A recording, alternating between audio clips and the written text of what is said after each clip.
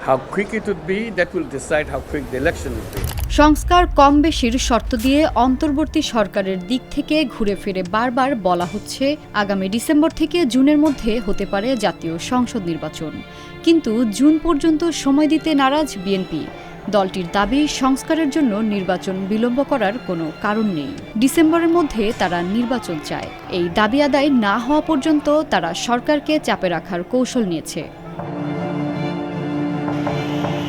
তবে দাবি আদায়ে শক্ত কোনো কর্মসূচি দিলে তাতে যেন হিতে বিপরীত না হয় সেটাও খেয়াল রাখতে হচ্ছে বিএনপির।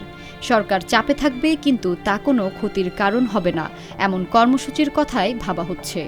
এ নিয়ে কৌশল নির্ধারণে নিজেদের সমমনা দলগুলোর সঙ্গে আলোচনা করবে তারা। জানা গেছে, গত বৃহস্পতিবার রাতে গুলশানে দলের চেয়ারপারসনের কার্যালয়ে বৈঠক করেন বিএনপির স্থায়ী কমিটির সদস্যরা।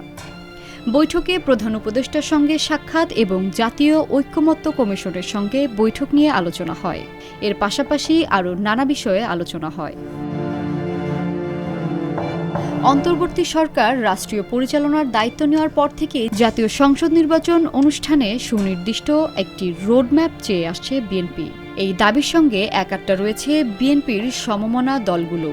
সময় গড়ানোর সঙ্গে সঙ্গে বিএনপি ও সমমনাদের দাবি জোরালো হলেও এখন পর্যন্ত নির্বাচনের রোডম্যাপ ঘোষণা করেনি সরকার।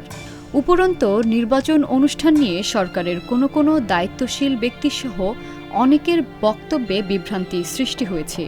এই অবস্থায় নির্বাচন বিলম্বের আশঙ্কা ঘনীভূত হয়েছে বিএনপিতে। এ নিয়ে দেশে বিদেশে ষড়যন্ত্র হচ্ছে বলে অনেকবার অভিযোগ করেছেন দলটির নেতারা। এমন পরিস্থিতিতে বুধবার রাষ্ট্রীয় অতিথি ভবন যমুনায় প্রধান উপদেষ্টার সঙ্গে দেখা করেছেন বিএনপির একটি প্রতিনিধি দল।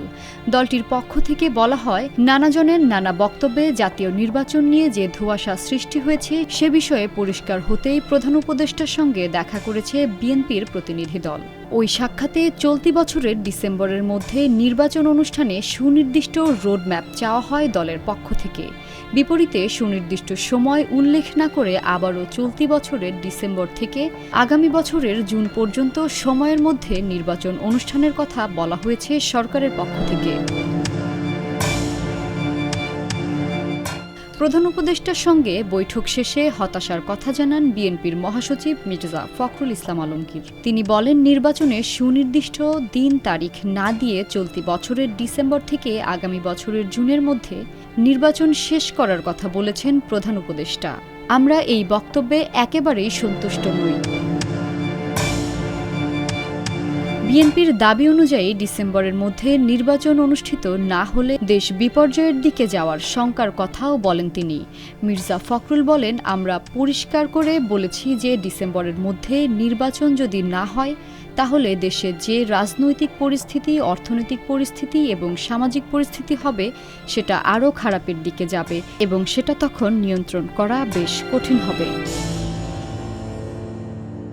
তবে অন্তর্বর্তী সরকারের আইন উপদেষ্টা অধ্যাপক আসিফ নজরুল বলেছেন, ডিসেম্বর থেকে জুনের মধ্যে নির্বাচন মানে ইচ্ছা করে দেরি করা বা জুন মাসে নির্বাচন করা হবে সেটা না। ডিসেম্বর থেকে জুন মানে হচ্ছে যত তাড়াতাড়ি সম্ভব নির্বাচন করার চেষ্টা করবে।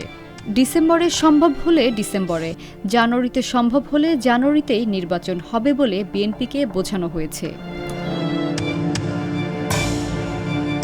বিএনপির সূত্র বলছে, প্রধান উপদেষ্টার সঙ্গে সবশেষ বৈঠকের পর নির্বাচন অনুষ্ঠান বিষয়ে আশঙ্কার মেঘ অনেকটা কেটে গেছে। নির্বাচন নিয়ে প্রধান উপদেষ্টা যা বলেছেন তাতে বিএনপির নীতি নির্ধারকেরা আশ্বস্ত হয়েছেন। এখন নির্বাচনের অনুষ্ঠানের সময় যতটা এগিয়ে নিয়ে আসা যায় সে বিষয়ে সরকারকে চাপ দেবেন তারা।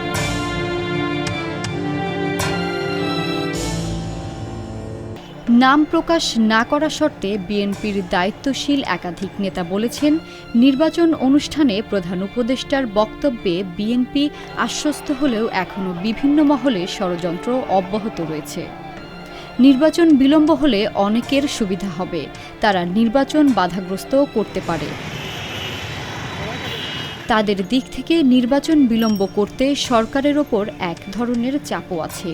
দলের স্থায়ী কমিটির বৈঠকে এ বিষয়ে অনেকবার কথা বলেছেন নীতি নির্ধারকেরা। এই অবস্থায় সরকারের ওপর দ্রুত সময়ের মধ্যে নির্বাচন অনুষ্ঠানের বিষয়ে চাপ অব্যাহত রাখার সিদ্ধান্ত হয়েছে। এক্ষেত্রে ডিসেম্বরকে শেষ সময় ধরেছে বিএনপি। জানতে চাইলে বিএনপির স্থায়ী কমিটির সদস্য সেলিমা রহমান বলেন, আমরা সরকারের ওপর ভরসা রাখতে চাই।